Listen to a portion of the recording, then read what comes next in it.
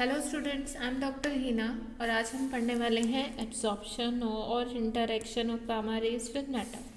हम already interaction of gamma radiation with matter कर सकते हैं, कर चुके हैं। गामा रेज मैटर के साथ तीन तरह से इंटरैक्ट करती हैं and you know that first one is your photo electric effect, second one is your Compton scattering and third one is your pair production. मैं सिर्फ इस तरह लिख रही हूँ, कंप्लीट नहीं लिख रही हूँ क्योंकि हम इनको बहुत ज़्यादा डिटेल में कर चुके हैं। ओके, तो अब हमने ये देख लिया कि गामा रेज मैटर के साथ किस तरह इंटरेक्ट करती हैं। अब गामा रेज किस तरह मैटर में एब्जॉर्ब होती हैं वो पढ़ेंगे।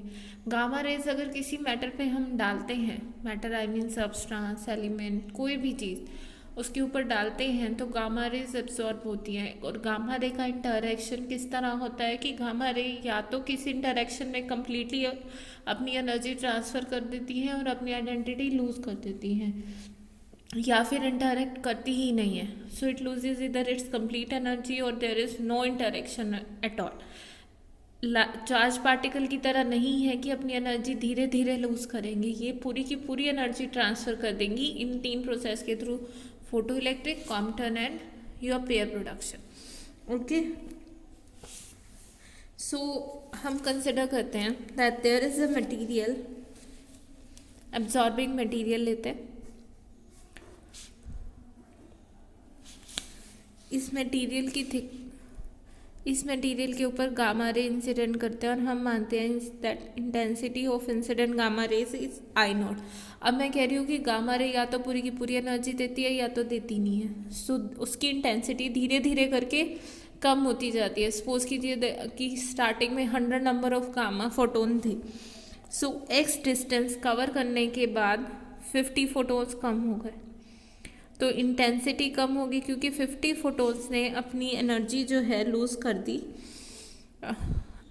इन तीन प्रोसेस के थ्रू मीडियम में, और 50 बचे। सो intensity is the number of photons per unit area per unit time. So intensity is decreasing. इस पॉइंट पे आके इंटेंसिटी रह जाती है आई। Gamma rays I not I, यहाँ पहुँचने तक इंटेंसिटी रहेगी आई। हम एक स्मॉल एलिमेंट ले रहे हैं मटीरियल का and this thickness is your dx। हम मानते हैं कि इस dx थिकनेस में जो इंटेंसिटी रिड्यूस हुई है that is di and what is left with, पहले i थी, di कम हो गए, कितनी बची i माइनस di, और इस तरह वो आगे बढ़ रही है। ओके, इनिशियल इंटेंसिटी थी आई नॉट, आई इंटेंसिटी थी after travelling distance x inside the absorbing material, and di is the intensity, your small decrease in the gamma ray intensity after passing through a distance dx. The decrease in intensity minus di, minus इसलिए लिख रही हूँ क्योंकि ये decrease है intensity में। So minus D I is directly proportional to किसके होगा, एक तो कितने number of gamma ray photon है, मान लीजिए अगर 50 आएंगे तो dx में 100 आएंगे, तो इट विल मैटर ना कि कितने नंबर ऑफ फोटोन्स आ रहे हैं, उतने ही एब्जॉर्ब होंगे।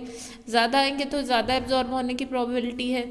सो minus D I is directly proportional to I. Negative sign is because reduction, there is a reduction in the intensity, and minus D I is also proportional to your thickness of slab, कि slab की thickness कितनी है, जितनी ज़्यादा मोटी होगी उतने ही ज़्यादा फोटोन एब्जॉर्ब होंगे। और दोनों को अगर आप कंबाइन करेंगे, minus D I directly proportional to I into D X, और minus D I is equals to mu into I D X. Mu constant of proportionality है एंड इस केस में हम इसे कहेंगे एब्जॉर्प्शन कोफिशिएंट, म्यू। ये important होता है एब्जॉर्प्शन कोफिशिएंट। अगर हमें किसी मटेरियल का एब्जॉर्प्शन कोफिशिएंट पता है तो हम ये बता पाएंगे कि वो कितना इफेक्टिवली गामा रेज को एब्जॉर्ब करेगा। सो इस चीज़ को हम एब्जॉर्प्शन कोफिशिएंट भी कहते हैं। This is linear absorption coefficient, और इस चीज़ को आप ये भी कह सकते हैं attenuation coefficient. Attenuate means gamma rays attenuate हो रही है ना, उनकी इंटेंसिटी कम हो रही है। सो दिस इज कॉल्ड इधर लीनियर एब्जॉर्प्शन कॉफिशिएंट आ जाएगा तब भी यही है, और लीनियर अटेन्यूएशन कॉफिशिएंट अगर आता है तब भी यही है। सो से दिस इज योर इक्वेशन 1। इसको अगर हम रीअरेंज करेंगे minus D I over I is equals to mu into D X, integrate on both sides, integrate करें, initial intensity I naught final हो गई I D I over I is equals to initial thickness I naught कहाँ थी, slab की thickness सब थी नहीं, शुरू हुई थी, और आई इंटेंसिटी कितनी थी उसके बाद हुई है एक्स डिस्टेंस ट्रैवल करने के बाद उसकी इंटेंसिटी आई रह गई। So 0 to x minus mu D X, negative sign हम इस तरफ ले आए हैं। ओके, सो अगर आप इसे इंटीग्रेट करेंगे you will get 1 over I का इंटीग्रेशन होगा log ऑफ आई, और लिमिट पुट करेंगे then it will be log of I over I not, upper limit over lower limit is equals to minus of mu X, and further I is equals to I not into e raise to power minus mu X. So this equation shows you the relation between the intensity and the thickness, intensity of the gamma rays and thickness of the absorber material. और ये किस तरह से relation आ रहा है आपके पास, exponential relation है। सपोज कीजिए here it is intensity of gamma rays and here it is thickness. Initial intensity हम मानते हैं I not, say this is 0.5 I not, 0.2, so the graph will be like this, exponential decrease आएगा आपके पास। ये थोड़ा सा गड़बड़ हो गया। so this will meet x at infinity, इसकी वैल्यू 0 कब होगी, जब x इन्फिनिटी होगा। ओके, और अगर हमें यहाँ से लीनियर एब्जॉर्प्शन कॉफिशिएंट की डेफिनेशन निकालनी है then substitute mu is equals to 1 over X, I will be I not over e. Okay, so linear absorption coefficient of a medium can be defined as a reciprocal of the thickness of medium required to decrease the intensity to 1 by e of its original value। Original intensity का जब 1 by e times decrease हो जाएगा। सो linear absorption coefficient, इसकी definition बहुत बार exam में आ जाती है 1 या 2 मार्क्स में। So linear absorption coefficient is defined as a reciprocal of the distance at which the original intensity reduces to 1 by e of its value. Okay, so this is defined as the linear attenuation और absorption coefficient। एक और term हमारे पास आती है जो कि ज़्यादा important है than linear absorption coefficient, and this is called as mass absorption coefficient। और बहुत बार जो रियल लाइफ में अब हम ये अटेन्यूएशन निकालते हैं तो वो मास एब्जॉर्प्शन कॉफिशिएंट की टर्म में होती है। ऐसा क्यों होता है, इससे पहले ये देखिए कि ये होता क्या है mass absorption coefficient. So if we divide your linear absorption coefficient mu to the density of the material rho, then we get your mass absorption coefficient. Linear absorption coefficient की यूनिट क्या होगी, रेसिप्रोकल ऑफ द डिस्टेंस है, so it will be metre inverse. Linear absorption coefficient की इसकी unit क्या होगी, density की unit क्या होती है, mass per unit volume, that is kilogram, ऐसा यूनिट की बात कर रही है, per metre cube, and this is per metre. So mass absorption coefficient इसकी यूनिट क्या आ जाएगी, metre square per kilogram. Okay, so this is very useful parameter, और इम्पॉर्टेंट क्यों है, इम्पॉर्टेंट इसीलिए है that mass absorption coefficient is independent of the physical state of matter. अब वो उसकी फिजिकल स्टेट पे डिपेंड नहीं कर रहा, linear mass absorption coefficient is independent, it doesn't depend नहीं करेगा। मीन्स इसका क्या है, फिजिकल स्टेट पे डिपेंड नहीं करेगा। सपोज कीजिए आप वाटर का निकालना चाहते हैं एब्जॉर्प्शन कॉफिशिएंट, तो लीनियर एब्जॉर्प्शन कॉफिशिएंट निकालोगे तो वाटर की 3 फॉर्म्स होती है, आइस, वाटर एंड स्टीम। तीनों के लिए लीनियर अटेन्युएशन कॉफिशिएंट अलग अलग होगा, but mass absorption coefficient same होगा. So it doesn't depend on the physical state but depends on its nature. ये डिपेंड करेगा कि तुम वाटर ले रहे हो या ऑयल ले रहे हो, बट इस चीज़ पे डिपेंड नहीं करेगा कि वाटर किस स्टेट में एग्जिस्ट कर रहा है. That's why this is important, mass attenuation coefficient. Okay, next thing is जो हमें यहाँ से डिफाइन करनी है, that is half value thickness.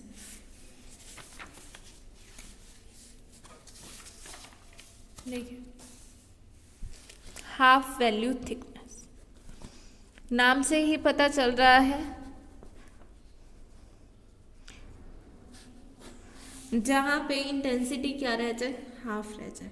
So half value thickness को आप डिनोट करेंगे x1/2 से, and it is defined as that the thickness of material required to decrease the intensity of gamma ray beam to 1/2 of its original value.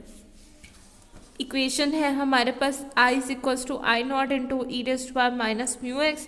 So half value thickness is that distance at which I is reduces to half of its original value. यही होता है हमारे पास. So let's see this. When x is equals to x half, then I will be I naught by 2. So this is I naught by 2 is equals to I naught into e raised to power minus mu x by 2.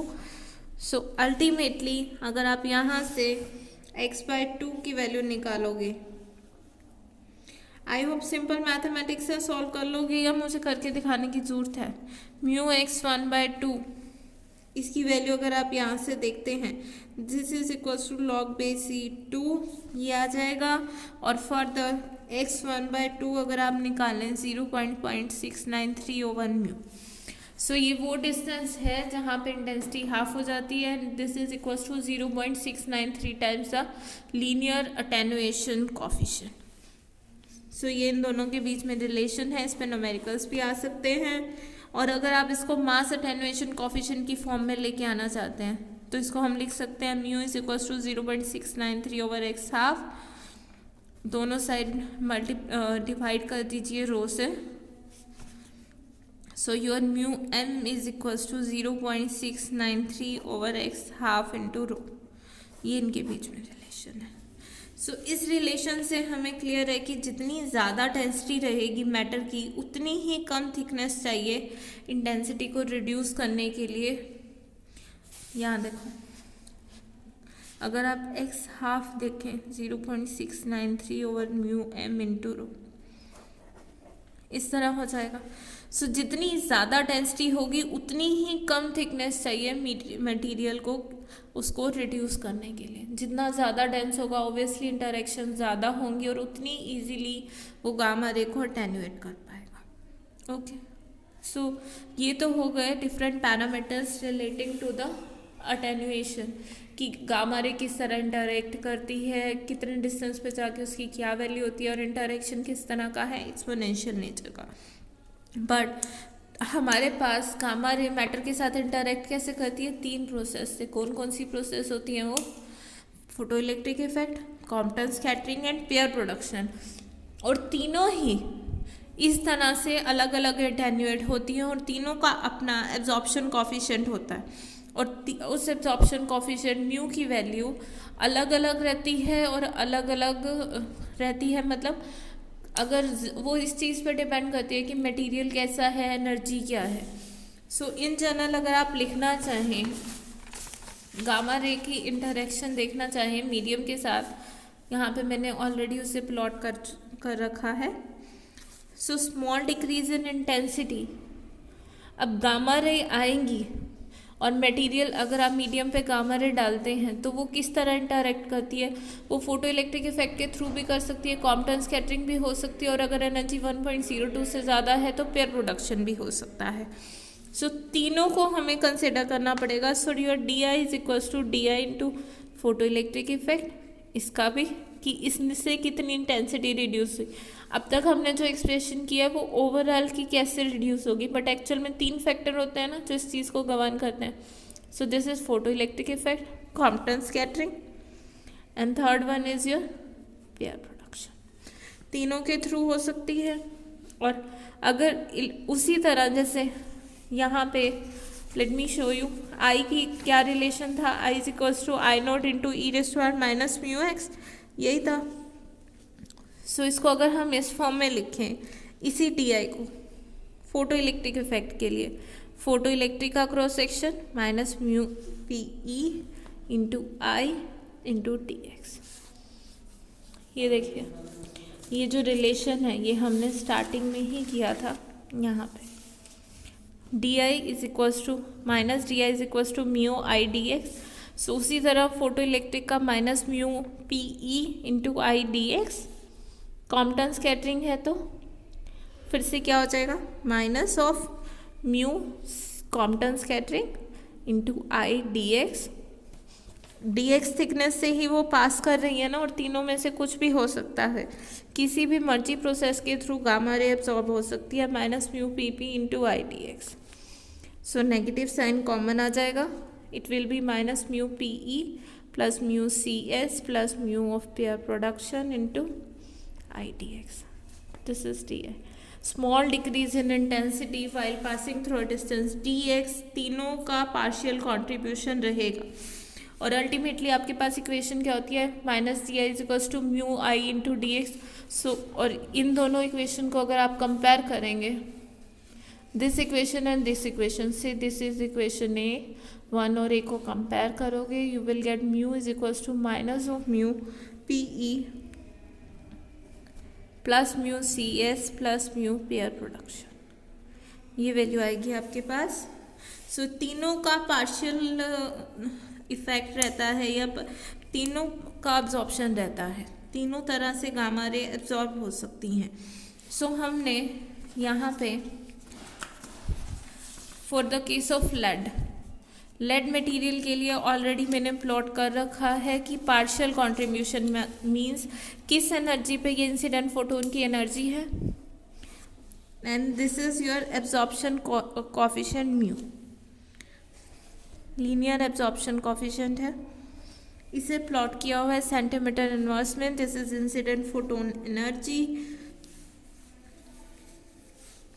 सो इसे logarithmic scale में लिया हुआ है photon energy को और total absorption coefficient को।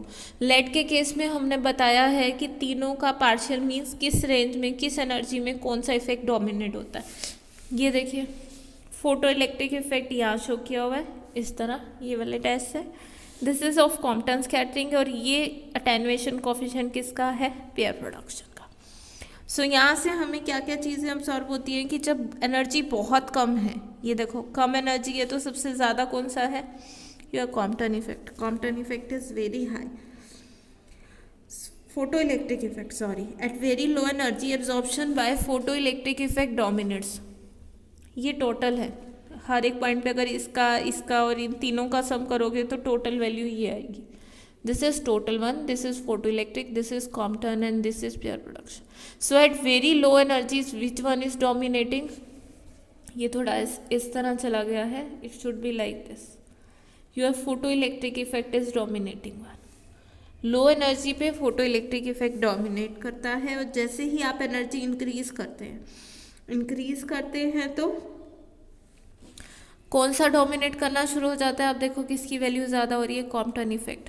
और अगर एनर्जी की बात करें 0.5 MeV, इस एनर्जी पे इन दोनों का क्रॉस सेक्शन इक्वल होता है। दैट मीन्स अगर इंसिडेंट गामा रे फोटोन डालोगे और अगर उसकी एनर्जी 0.5 MeV से कम है तो सबसे ज़्यादा वो एब्जॉर्ब किसके थ्रू होगी, फोटो इलेक्ट्रिक इफेक्ट के थ्रू। और फिर कौन सा आएगा, कॉम्पटन स्कैटरिंग। पेयर प्रोडक्शन तो आता ही नहीं ना 1.02 के नीचे, और 0.5 MeV पे इंसिडेंट गामा रे फोटोन की एनर्जी दोनों इक्वल हो जाते हैं। और जैसे ही इंसिडेंट गामा रे फोटोन की एनर्जी इससे ज़्यादा होती है तो फोटो इलेक्ट्रिक इफेक्ट धीरे धीरे कम होता जाता है, और कौन बढ़ता जाता है, कॉम्पटन स्कैटरिंग।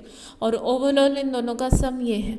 और जैसे ही हम अपनी एनर्जी 1 MeV से थोड़ी सी ज़्यादा करते हैं, यहाँ कौन पिक्चर में आना शुरू हो जाता है, pair production. But still the dominate one is Compton scattering, but ये आ जाता है। और इस एनर्जी पे ये इसको ओवरटेक कर लेता है नियर अबाउट 10 पे, और मेजर पार्ट ये रह जाता है। फोटो इलेक्ट्रिक इसके बाद बिल्कुल ख़त्म सा हो जाता है और कॉम्पटन रहता है स्टिल एट हायर एनर्जी।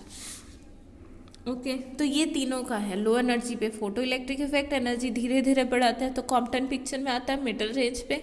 और जैसे ही आप एनर्जी 1.1 से थोड़ी सी ज़्यादा करते हैं, जो सबसे ज़्यादा पिक्चर में आता है that is your pair production, and this is a total contribution in तीनों की वजह से जो होता है। इस तरह से मैक्सिमम है लो पे, मीडियम रेंज में थोड़ा कम हो जाता है एब्जॉर्प्शन कोफिशिएंट और फिर से इंक्रीज कर जाता है। This is for the case of flat. अब अगली बात ये आती है कि इसकी इम्पोर्टेंस क्या है। ये जो आज हमने पढ़ा है कि वो इस तरह एब्जॉर्ब होती है या फिर इसके यूज़ क्या हैं, अटेन्युएशन कोफिशिएंट पढ़ने के कि हम क्यों पढ़ें, कि वो किस तरह से मीडियम के साथ एब्जॉर्ब हो रही हैं, या क्या जरूरत है हमें ये attenuation coefficient, linear attenuation coefficient निकालने की। The need is that your gamma rays are very penetrating radiation and they are very harmful to the living organism. Means अगर किसी मटेरियल से वो निकल रही हैं या किसी न्यूक्लियर रिएक्शन में वो हैं और मीडियम के साथ इंटरेक्ट कर गए, जिस मटेरियल की आप बात कर रहे हैं उसके साथ इनकी इंटरेक्शन हो गई या लिविंग टिश्यू के आपके कांटेक्ट में आ गई, मान लीजिए एक्सपेरिमेंट कर रहे हैं और गामा रे निकल गए, कहीं भी किसी भी रे निकल सकती है और जिस भी लिविंग टिश्यू पे जाएगी उसको डैमेज कर देगी कम्प्लीटली। सो जो वर्कर वहाँ काम कर रहे हैं तो उनकी प्रोटेक्शन करनी भी ज़रूरी है। इसीलिए जो गामा रे के सोर्स होते हैं उनको सूटेबल मटेरियल से शील्ड करना ज़रूरी है। अगर वहाँ पे शील्डिंग नहीं होगी तो जो लोग काम कर रहे हैं या जो भी लिविंग टिश्यू है वो सबको डैमेज कर देगी और आप इस चीज़ का यूज़ ही नहीं कर पाएंगे। तो अब स्टडी इसीलिए सूटेबल है कि हमें ये पता होगा कि गामा रे का एब्जॉर्प्शन कोफिशिएंट कितना है, या वो इतना डिस्टेंस ट्रैवल करने के बाद, जैसे हमने एक्सपोनेंट पढ़ा था ना कि हाफ थिकनेस की इंटेंसिटी हाफ रह जाएगी। सो अगर हमें वो थिकनेस पता हो कि इतना डिस्टेंस ट्रैवल करने के बाद की उसकी इंटेंसिटी 10 टाइम रिड्यूस हो जाए या नेग्लेजिबल बहुत कम हो जाए, तो हम उतनी मोटी लेयर बना देंगे। ऐसे हम कर करके तो नहीं देख सकते ना कि जी 5 सेंटीमीटर मोटी लेयर देखते हैं अब एक बंदे को खड़ा कर दें ना, ऐसे नहीं होता, क्योंकि उस पर्सन को आप नुकसान नहीं कर सकते जो वहाँ वर्कर है। तो ये सब थ्योरी करके आपको पहले से कैलकुलेट करना पड़ेगा कि अगर हाँ जी अब इतनी मोटी शील्ड है, अब हम काम कर सकते हैं और जो वहाँ काम कर रहा है उसको कोई दिक्कत नहीं। So that's why this is an important. ये तो बात होगी कि क्या इसकी इम्पोर्टेंस है।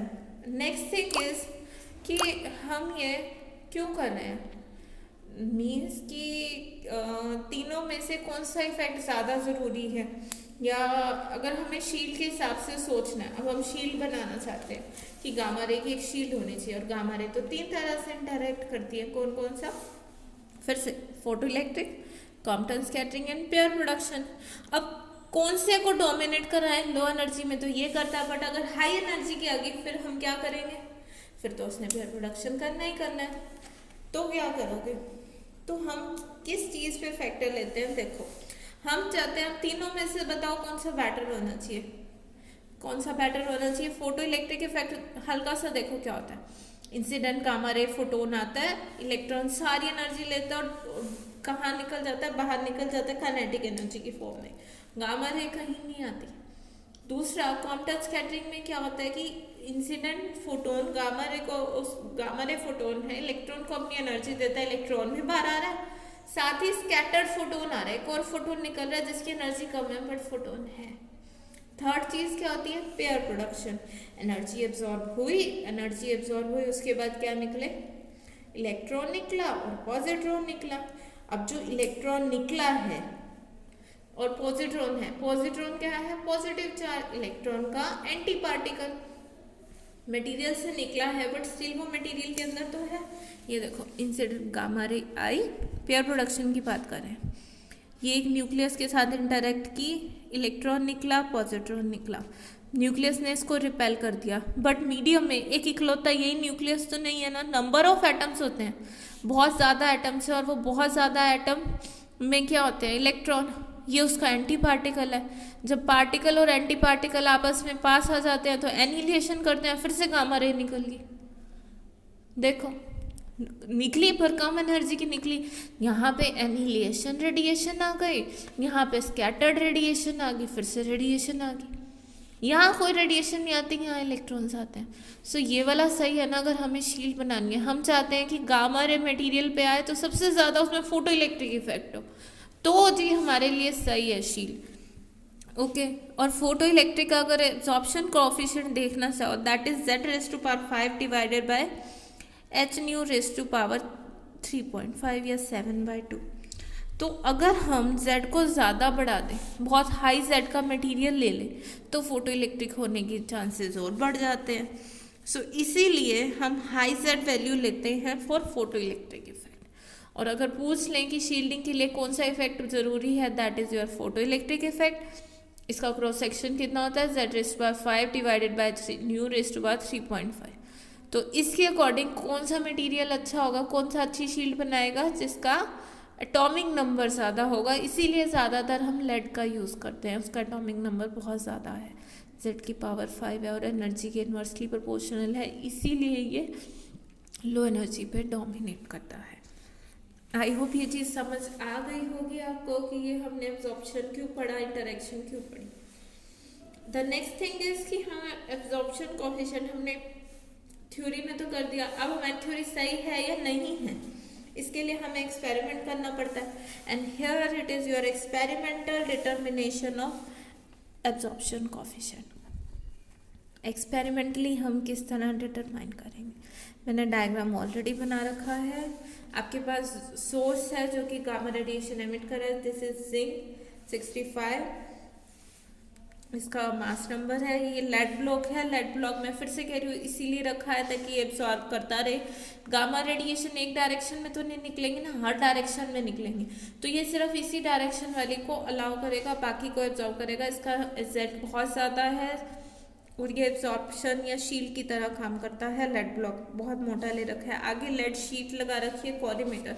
अगेन यहाँ से जो रेडिएशन निकली है कुछ इस जगह से ऐसे भी आ सकती है, हम नहीं चाहते वो रेडिएशन आ गया, इसीलिए लेड ब्लॉक है। उसके आगे एब्जॉर्बर है, थिन शीट ऑफ मटेरियल ले रखी है, कोई भी एक मटेरियल जिसका आप एब्जॉर्प्शन कोएफिशिएंट निकालना चाहते हो, बहुत पतली है।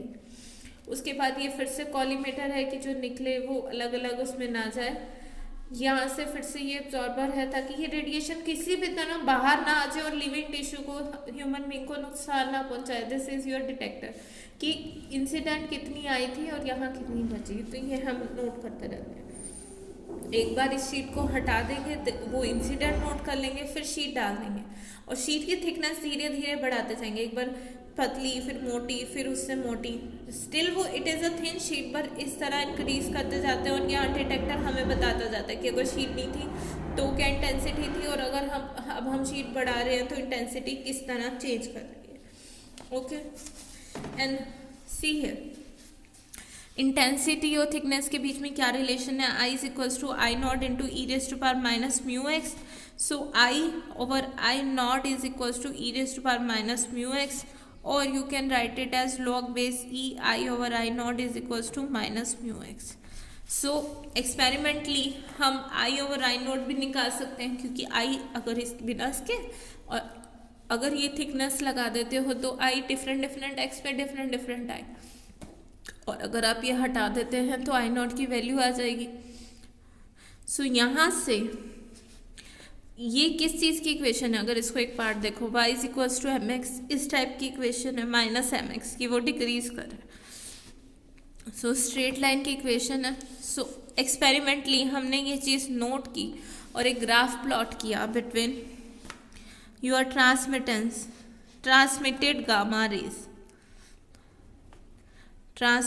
गामा रेज की कितनी गामा रे वो सैंपल में से पास हो गई, एंड दिस इज थिकनेस। ये लॉग स्केल में है, इसका मतलब है कि हम log of I over I0 को प्लॉट कर रहे हैं। दिस इज 2 से 5 10⁻⁻2, फिर 2 5 10⁻⁻1, और जब इसको प्लॉट किया इस तरह से आया आपके पास ग्राफ एक्सपेरिमेंटली। ये हमारी थ्योरी कहती थी कि ऐसा आना चाहिए, एक्सपेरिमेंटली भी देखो जैसे जैसे थिकनेस बढ़ा रहे हैं, एक्स बढ़ रहा है, ये चीज़ डिक्रीज करती है, एंड दिस इज ट्रू। और अगर हम इसका स्लोप निकालें इस इक्वेशन का एक्सपेरिमेंटली तो हम म्यू की वैल्यू बता सकते हैं। लोगों 5/9 नोट की वैल्यू है, एक्स की वैल्यू हम थिकनेस की पहले ही नोट कर चुके हैं, तो इससे ग्राफ से स्लोप से हम म्यू की वैल्यू निकाल सकते हैं। और ये लेड के लिए जब हमने प्लॉट की, म्यू की वैल्यू आती है 0.768 प्लस माइनस 0.0051 सेंटीमीटर इनवर्स। सो ये ग्राफ से हम ये भी निकाल सकते हैं कि हमारा एब्जॉर्प्शन कोफिशिएंट किसी भी मटेरियल के लिए कितना है। सो आप लोग यहाँ से देख सकते हैं कि ये जो एक्सपेरिमेंटल वेरिफिकेशन है, ना ही ये सिर्फ वेरीफाई करती है, ये हमें एक बहुत इजी मीन देती भी है कि आप लीनियर अटेन्युएशन कोफिशिएंट निकाल सकें। लीनियर आ गया, उसको डेंसिटी से डिवाइड करके मास अटेन्युएशन कोफिशिएंट आ जाएगा। ओके, सो ये इंटरेक्शन में इतना ही था आपके पास कि किस तरह इंटरेक्ट करती है, अटेन्युएशन कोफिशिएंट क्या होता है, एक्सपेरिमेंटली कैसे निकालते हैं and all that. Gamma ray का इंटरेक्शन यहाँ ख़त्म होता है। अगर आपको कहीं पे कोई प्रॉब्लम है then please ask me in comment section.